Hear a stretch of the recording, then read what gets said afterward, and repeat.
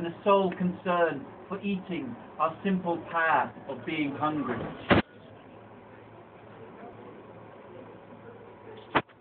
This thrust of words. If confusion is the sign of the times, I see at the root of this confusion a rupture between things and words, between things and the ideas and signs that are their representation. A word, well steeped in my marrow, gone out of me, at the outer limit of my being. The unknown swill of life, the confusing struggle and the eruption coming together to make new, to make collectively and think together across the fragile transparency of our skins. Through the porous boundaries of life, a living spectacular theatre. Life in its becoming and coming, its coming together. All writing is pig shit.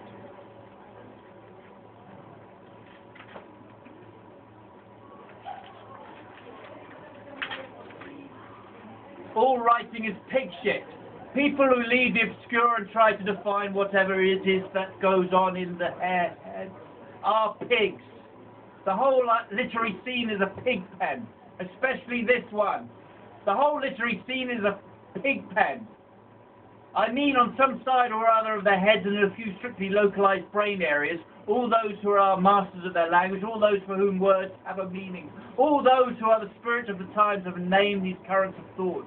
And I am thinking of their precise works, of that automatic grinding that delivers their spirits to the winds, are pigs. I have transcribed the clockwork of my soul. And you are quite aimless, young man. Now I'm thinking of bearded critics, and I told you so. No works of art, no language, no word, no thought, nothing. Nothing unless maybe a fine brainstorm. Immersed in a tormented noise, in a violent darkness, lost in the shadows of man. Ah, these states which have no name, these sublime situations of the soul. Ah, these intervals of wit, these minuscule failures which are the daily bread of my hours, these people swarming with data. In slumber, nerves tensed along the whole length of my legs, and absurdity stepped on my toes.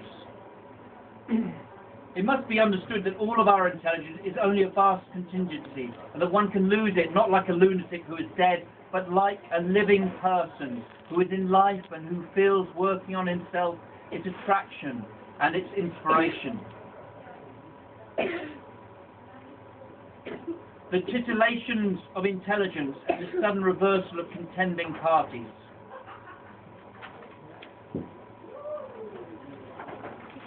Words halfway to intelligence. This possibility of thinking in reverse and of suddenly reviling one's thought. This dialogue in thought. The ingestion, the breaking off of everything.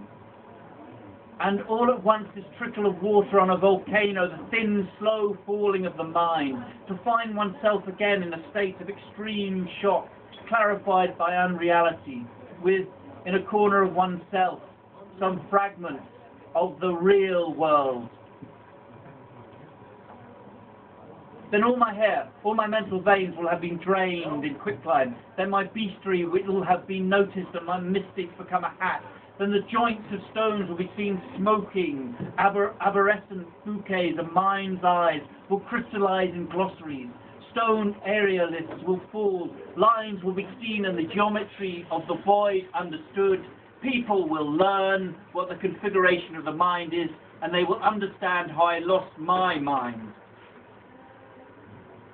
This confrontation of my forces with these abysses of offered finality. They will then understand why my mind is not all here. Then they will see all languages go dry, all minds parch, all tongues shriveled up, the human face flattened out, deflated, as if sucked up by shriveling leeches, and this lubricating membrane will go on floating in the air, this caustic lubricating membrane, this double membrane of multiple degrees and a million little fissures, this melancholic and vitreous spitting apart, turning aside, out with its glistening little cracks. In its dimensions, its narcotic hide, its penetrating and toxic injections. All this, then, will be found to be right, and I will no longer have further need to speak.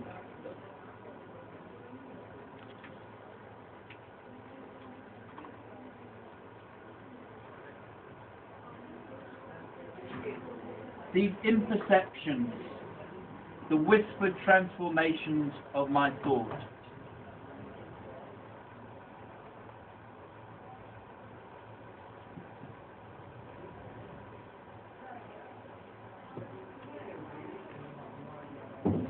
thank you.